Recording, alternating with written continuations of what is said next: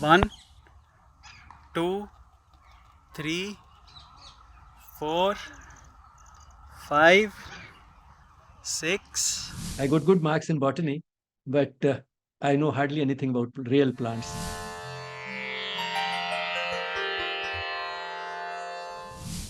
Namaste, my dear brothers and sisters.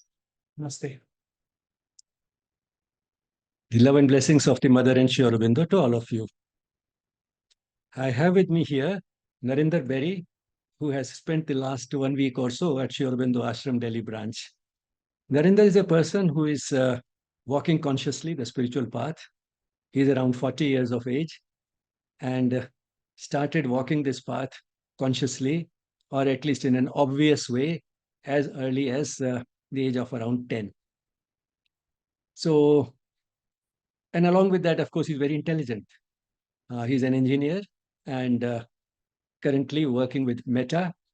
He's posted in London, all this originally from Jalandhar. Intelligent people, generally are not very happy with their schooling.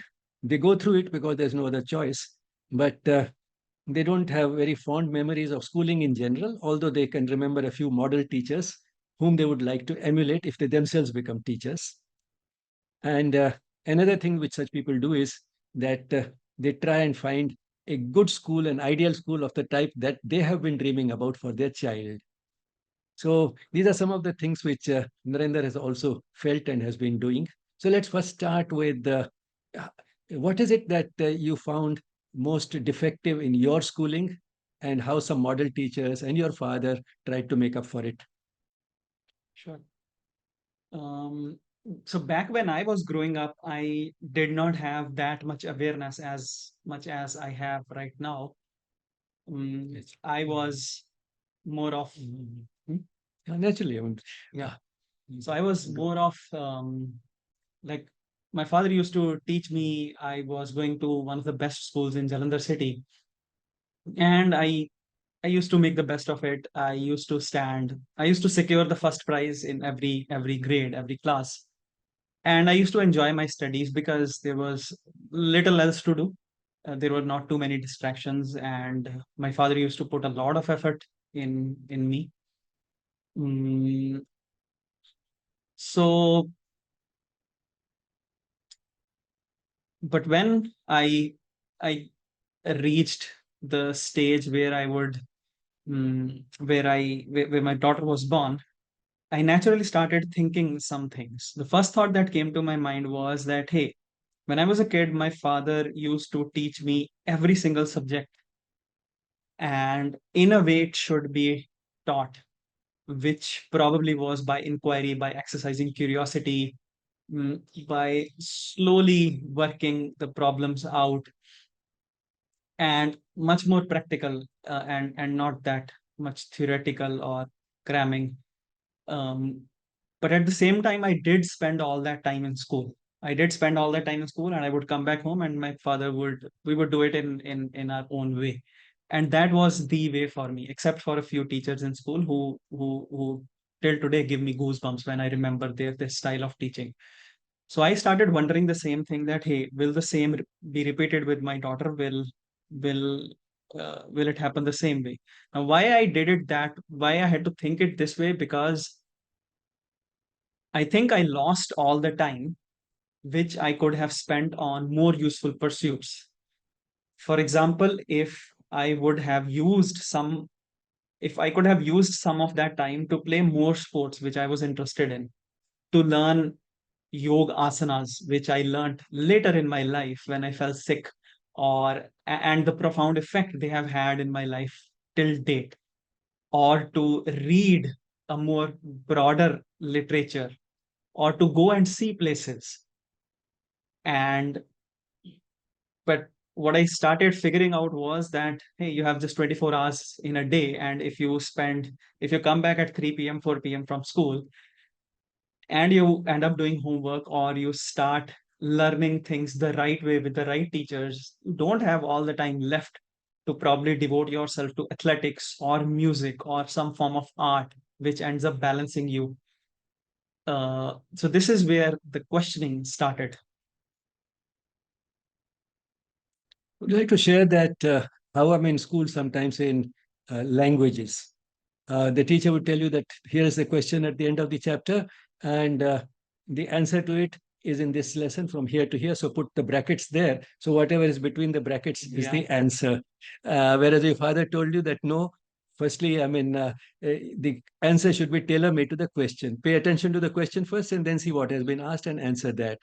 And you don't have to do a copy and paste job or a cramming job. Uh, Yeah, I have vivid memories of this. I I mean, some teachers back in those school days used to, again, if you give so many students to a teacher and that much time, with the system that they are put in, mm, sometimes that's what they can do. And what a teacher would tell is, hey, this is a paragraph, put a bracket here, put a bracket there, and this entire paragraph is the answer for this question. I would naturally question it that it doesn't look like, because the question is very specific and probably needs a very specific answer. And my father would tell me what my inner voice was telling me, that, yeah, this is not the right way. You just crafted the way the question is asking. And there were other times where my father would help me craft answers which were probably a page long or more than that when I was in grade 8, 9, 10. But they were crafted in a way which naturally flowed as a story. And I never ever recall I had to remember anything. Like one sentence was a natural segue to the other sentence. And it was so very natural. Of course, if you've got that kind of those kind of teachers, but all these things were not happening back in school. And now I remember, now I look back and I realize that that training has helped me so much, because in my profession and even in my personal dealings, that articulation is one of the key skills that I use day in, day out. I'm sure you're doing all that with your daughter also, Yes. and also trying to make up for lack of physical activity in school. And when was she doing that? You know, you showed me one video in which she was climbing a rope. Yeah. So as I started, mm, once I was out of school, out of college, and in the real world, doing a job, doing work, I realized that some things pay far more dividend than other things. The typical 80-20 rule. And one of those things is your being healthy. Because if you fall sick, or if you're not in the best of health and not energetic, mm, you may have secured the best grades in up to 10th, up to 12th, but they won't go that far with you. It's your fitness which will help you acquire new skills which are needed day in, day out in the kind of times that we are living. And when I see kids today, they are made to sit even more, both in the school and outside of school. The rigor, the competition is such. So one focus for me, like one thing which I was very clear right from the beginning, was that she should play, and she should play a lot. In fact, it is play which will help her become intelligent at studies as well. And this is something I used to see with me, and I have seen it time and again with my daughter and other kids as well. So I started giving her exposure of various games and athletics right from childhood. And one of the things which I shared with Dr. Ramesh was that I bought a thick rope. I bought a thick rope, many meters long, and I would just put it on a I would throw it on a tree, on a big thick branch, and I would ask my daughter, hey, just climb it. One, two, three, 4, 5, 6, 7, 8, 9, 10, 11, 12, 13, lamba hath, 14, 15, 16, 17, 18, 19, 20, 21. It was weird asking her to start with, but she is equally athletic and energetic, and she picked it up very very quickly. And it's an exercise which is, I would say, a little hard to do because it tests your lungs, it tests your basically you are lifting your own body weight, it tests your shoulders, and most importantly it tests your mind and builds your mind. So there were a lot of these small activities or projects or unconventional unorthodox things that I would do, which would amount to exercise and fun, and uh, they have helped her grow healthy in body, in mind, in spirit. And then you also did recently cycling from Jalandhar to Nangal, 80 Yeah, kilometers with your daughter. yeah. So I am an avid cyclist. My both my grandfathers used to cycle till the age of 80s, if I remember correctly, many kilometers a day. In fact, my paternal grandfather, and I could see both of them so fit, even in their 80s, that probably we are not in our 30s, 40s. They were that fit in their 70s and 80s. So right from childhood, I had a love for bicycle. In 2018, I had taken a solo trip from Jalandhar, which is my hometown, to Nangal, which is close to Himachal Pradesh.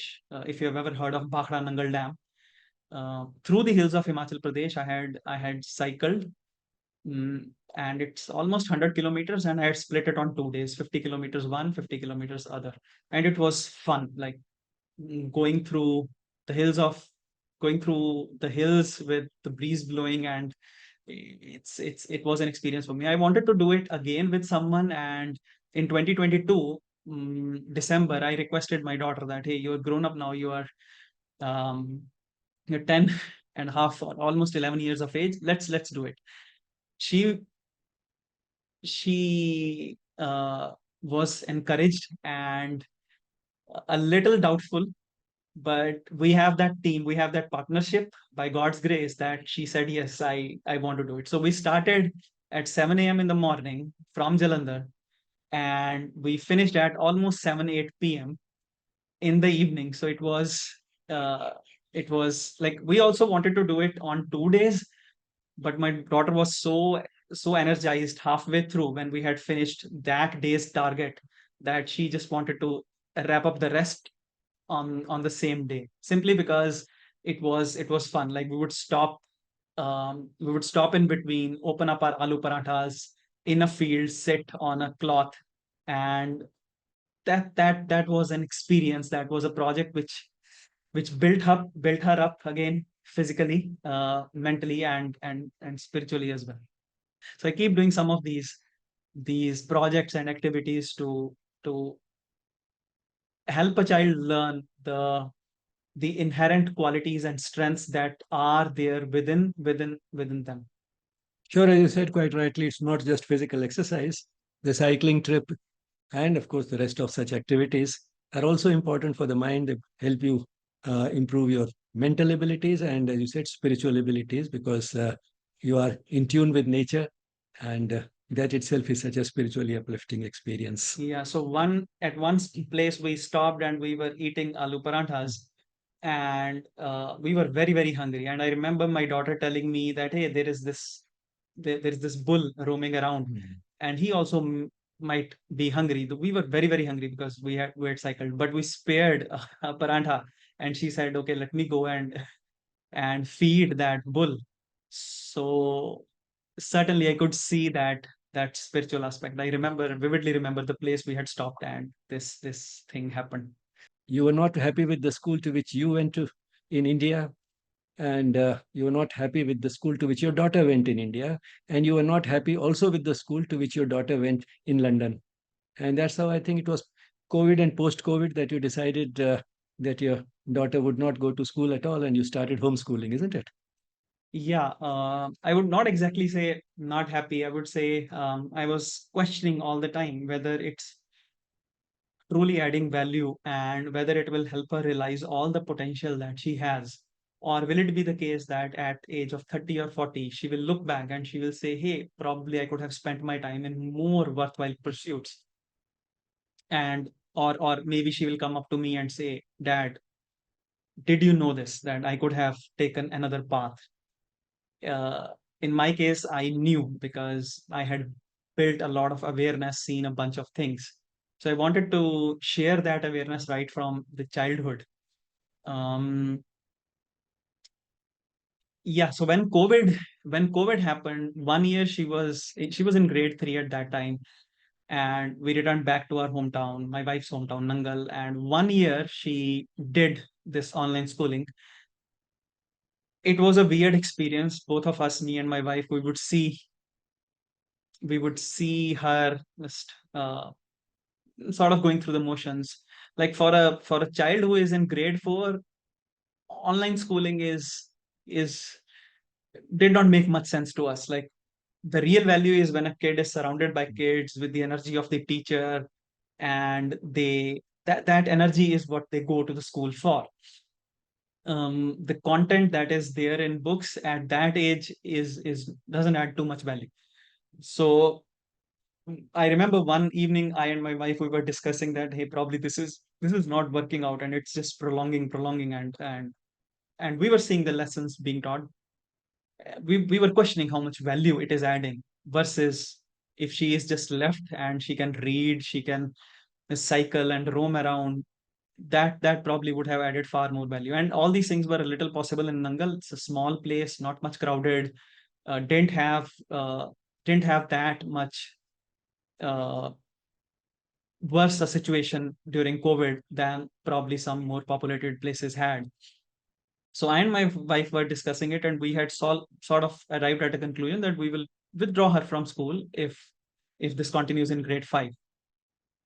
Believe it or not, um, almost a week from that, my daughter turns up to me after dinner and says, "Papa, I want to have a conversation with you." I said, "Sure." And we went to the balcony, and she said, "I am not enjoying uh, this mechanism of just clinging onto a computer screen. I would rather study with you the way we study, where you keep questioning me." And so my style of teaching, I don't ever say I teach anyone, but my style is I would ask a lot of questions and let the child figure it out rather than me handing something, like spoon feed, or handing something which I've cooked. I would let the child realize that, hey, they have so much potential. They just need to keep that is what will help them when they encounter more unknowns in their life later on. So she comes to me and she says, uh, Papa, I'm not sure I want to attend this online schooling. I just keep sitting and I'm not enjoying. And I don't think learning is fun. Like we've always had this culture in our family, or this philosophy in our family, that learning is is fun if done the right way. Yes, you have to bang your head at times, but even in that banging of your head, there is fun to be discovered when you start realizing your own potential and start figuring things out on your own. And I was like, I asked him, like, what is it? And she said that I would rather study with you the way we study. And there are times when we start writing things on a wall. There are times when we start writing things in the soil. There are times when we go out on a walk and we would look at an area, and we would come up with a mathematical problem right then and there to, like, we would invent problems and solve them. Or so all these discussions where I'm not spoon feeding her and she is figuring things out on her own, that is what she enjoys. She said she enjoys more. And I was like, okay, if you think it, then we also think similarly. So grade 5 is when we unrolled her from the school and gave her all the freedom and flexibility. And our primary focus was, mm, to study subjects like mathematics, in English, and in literature overall, to be well read, read a variety of books in English and in Hindi. not just the ones that school subscribes, but just read as much as you want to.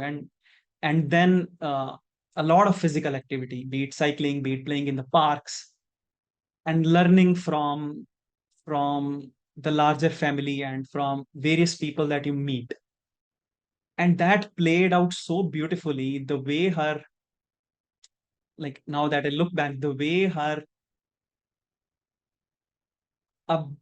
growth has been, especially emotional growth, by interacting with so many people, understanding various energies, understanding various perspectives, it would not have happened. It would not have happened otherwise. So that was the first juncture. Then recently we moved to London, and she started going to a state school in London. She faced some problems initially. There was culture shock, not that much, I would say, but luckily because she has been trained in mind, the science of mind, and what the mind can do. It can look at a thing and make something else out of it. Like you can look at a situation and call it, hey, it's hell, or you can look at a situation and say, oh, I'll make it heaven. I know how to make it heaven. That's the beauty of mind. She has been, luckily, she's aware of some of these things, and she was able to turn around that situation very quickly. Like she started making friends, and she was absolutely at home within a few days, absolutely at home and fully comfortable with the school, with the teachers, thanks to her awareness of mind, science of mind. But then after a few days, she said, Papa, I come back at 4 p.m. from the school, and there is not much going on, really not much happening in the school. I just keep sitting pretty much all the time, and I miss out on all the time that we play, let's say cricket or in the ground, or we study, let's say mathematics and advanced concepts in mathematics, or computer science, which I teach her because I am software engineer by profession. So and other things, like she's deeply interested in music. She learns music from a guru who is deep in classical music, and she has a beautiful bond with her guru. So she was questioning me that if I come at 4 p.m., I will not have time for all these things, and these things matter so much for me, and I'm not even sure I get a lot of energy back from school. So this time, luckily, it was her decision to unschool, not homeschool. So homeschooling is like the same curriculum is going on at school. Unschooling is you figure out what you actually want to do. Uh, Again, it's not a shortcut. It's not a painless path. It's a road less traveled. Though you are not going to school, you're still working hard. It's not that you're just watching television or sipping coffee. You are working hard. The work is meaningful. You connect with it, and you see that you are participating in your own growth. So basically, you're enjoying the process of learning. Learning becomes fun when Yes. you do things which you are interested in. Don't spend time on things which you feel are too elementary for you, too simple, and you might have to struggle, as you said, to figure out answers. But then you enjoy the struggle, Yeah. and if you're passionate about things which are considered extracurricular, although they should not be so called, like music, etc., you have time for that. So you're working hard. So it's not work that you mind, it is how you spend the time that is important. And as your daughter could figure out that if I go in the morning, come back at 4, and most of the time I'm doing things which don't interest me or are too elementary, being intelligent, as you said, sometimes she may be only in grade 6, but she is doing questions which in mathematics, which normally a child would be able to do only in class 10. Yeah. So, uh, this is what the concept of free progress also is, that they let the child progress freely at her own pace. Mhm. So, if she's particularly good at maths and she can do class 10 maths at the age of 12, then she should be given the opportunity to do it rather than forced to stay at that level and wait another 4 years before she does that type of maths, which she can do right now today. Yeah. And even subjects like one thing you mentioned is elementary, and the other is how it should be done. We don't study biology in a classroom. We actually go to a field. We actually look at animals. We don't study geography in a class. We take various trips and treks in mountains or close to the seaside, uh, to actually experience that place, what kind of soil is in that place, how the plants are going growing from within the rocks, how they are clinging their roots into the rocks. So so we try to do it in in as natural way, and outside the classroom, which she seems to enjoy a lot. Sure, I mean, experiential in Hmm. its true sense. Of course, all learning is experiential. That's the very definition of learning, that change in behavior as a result of experience. Yeah. But experience can have many levels. Hmm. Uh, I mean, you talked about plants, observing the plants and learning from them. Uh, Way back, before I studied medicine, I was studying botany, and I got good marks in botany, but I know hardly anything about real plants. If you take me to a forest or to a park, I can't make out one plant from the other. Same for me.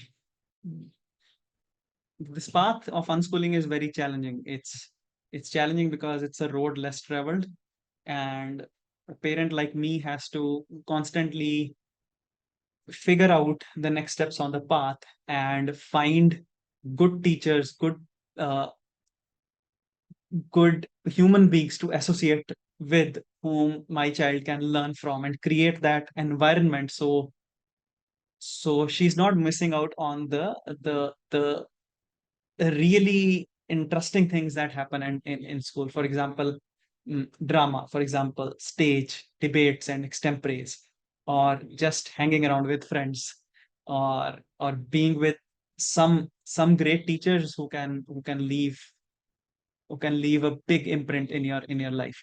So it is challenging, but by yeah, we've accepted that challenge.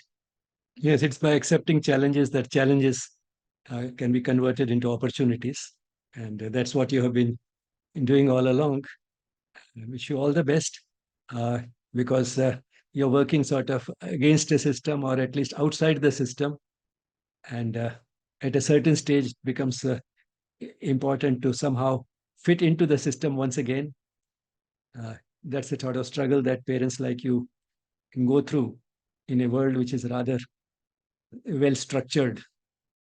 So, but all the same, any amount of learning which is done the proper way, the way you have been doing, is never a waste. It is a support throughout life, no matter what you eventually end up doing. Thank you for sharing all this. Thanks, Dr. Ramesh. Thank you so much. Namaste, everyone.